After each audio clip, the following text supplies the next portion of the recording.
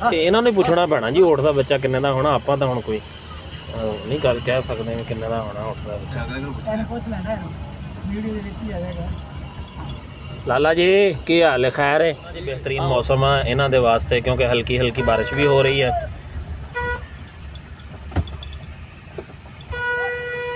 लेकिन एक मसला है कि सन राह नहीं लभदा जी किते लंघण ना।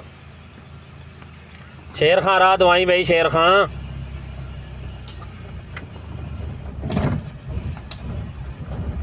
वो खड्डा होना इत्थे जिथे इन्होंने आप पुट के कुछ लिया, ख्याल करी।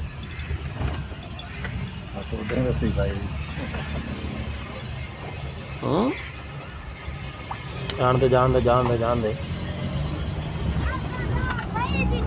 वाह वाह।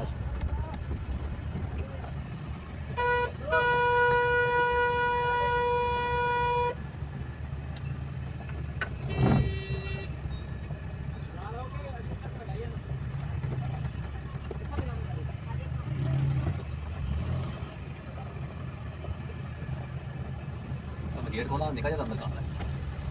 ਅੱਖੀਆਂ ਨੇ ਤੈਨੂੰ ਕੱਢਣ ਪੈ ਜਾਣਾ। नहीं है निका जा हुंदा पहली तो गल सोच भी आंदा ਜਿਹੜੀ ਗੱਲ ਸੋਚਣ ਵਾਲੀ ਤੂੰ ਸੋਚ ਕਰ। ਮੈਨੂੰ ਨਾ ਹੱਥ ਨਾਲ ਲੈਣਾ ਰੱਖਣਾ।